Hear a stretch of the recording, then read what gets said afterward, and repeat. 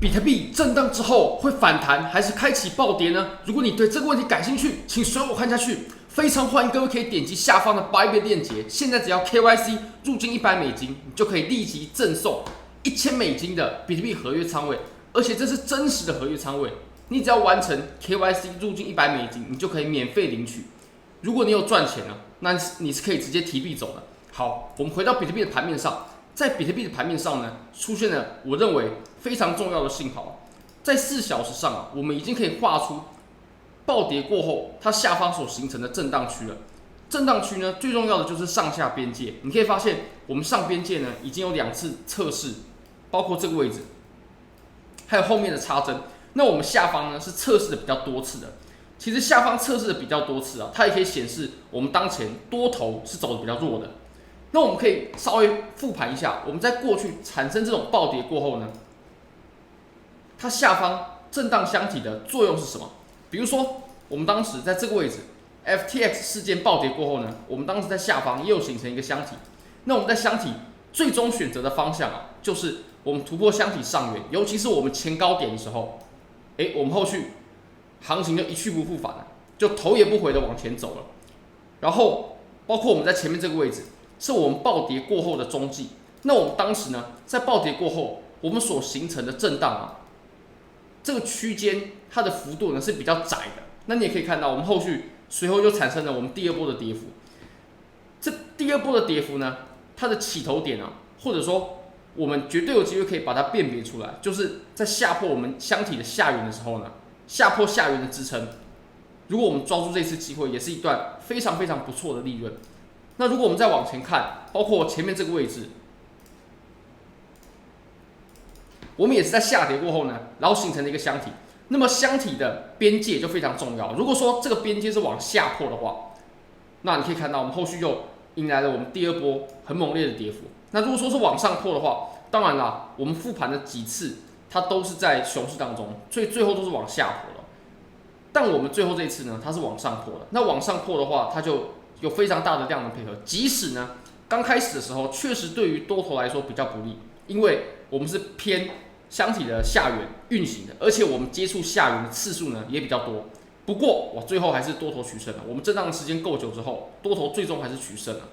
那我们可以由这个箱体它从上边还是下边突破的来去判断它最终的方向。那我们再回到我们当前的盘面当然当前的盘面呢，级别没有像我们复盘的那么大。我们从4小时来看呢，才可以把这个箱体给看得很清晰。那以目前这种缩量的情况来看呢，我认为这个是没有参考价值的。后面这一段没有参考价值，因为我们当前是6日嘛，6日的波动呢本来就会比较小，应该说会非常非常小，或甚至我们忽略6日的波动，其实对盘面也是几乎没有什么影响的。那如果我会认为，如果我们突破了前面这个高点的话，并且带有量的，那么我们就开启一波反弹。目前看起来这个几率是比较低的，有一波反弹的几率是比较低的。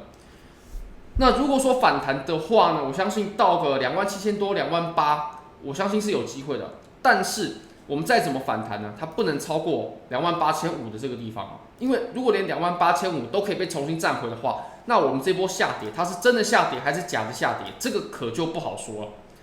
所以如果我们突破前高的话呢，那我们就要注意比特币它会有一个反弹，目标价大概在27000多、28000多。那如果反弹的话呢，其实我也会等着一个做空的机会，也就是它如果反弹了，我也会等好机会去锤它，去做空它。那如果说它从震荡区呢直接选择往下破，什么意思呢？如果它从这个震荡区直接选择往下跌破的话，跌破前面的支撑，尤其我们的实体部分如果收在我们箱体的下缘的话，那我就会认为我们往下再继续暴跌的机会呢就会加大很多。而且就目前看起来，盘面呢还是比较倾向于空头的，毕竟我们并没有一个好的反弹，甚至没有产生一个像样的反弹，有需求的反弹，到目前为止都没有。那我们可以标记一个点，就是大概在前低点这个位置如果说跌破前低的话，那它就是一个跌破这个箱体最重要的特征。那这个时候，我相信我们难免会有个暴跌。如果没有暴跌，它至少都会有进一步的跌幅。好，那我们再把级别呢，我们切到1小时好，1小时这个级别，我们就可以强调出一条线这条线呢，它是这整个震荡箱体的中轴大概在这个位置，大概在箱体的中轴。其实我们这个震荡的幅度呢是很小的，不过就700-800美金。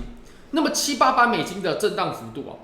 相对于我们前面的跌幅，它是属于比较窄幅的。这种窄幅的震荡呢，通常行情都会继续延续着我们之前的行情，也就是我们之前是跌下来的，震荡过后呢，我们也会继续下去，通常是这个样子。目前看起来还是空头占有优势比较多。那中轴的这个位置，你也可以发现，在前面这几个地方，它都有产生相应的阻力，包括我们后面这里都有阻力，然后这里有支撑嘛，这里有支撑，所以纵观看起来啊，我们测试下面的次数比较多，而且我们大多呢也都在箱体的下边界去运行的。那怎么说是中轴啊？我们可以拉一个通道，因为通道它会帮你标示中轴，你可以发现中间虚线的位置跟我们画白色实线的位置呢非常相近，所以中间的这个中轴，它就可以标示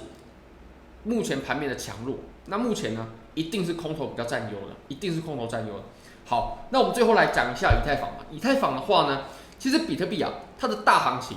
也就是我们之前下跌的那一波，它是发生在我们周线级别的上升趋势线跌破的位置嘛。你可以发现，就在这里。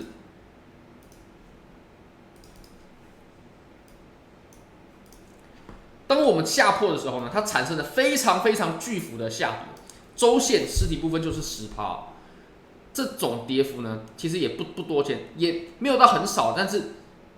就一般的行情来看呢，也是不多见的。这种跌幅确实是很大。那如果做合约或者说做一些其他衍生品的操作的话，这个利润就可以再次被放大。比特币跌破了，而且真正引来了很大的下跌，引来了很大的行情。很值得把握的行情，但以太坊呢？以太坊还没有。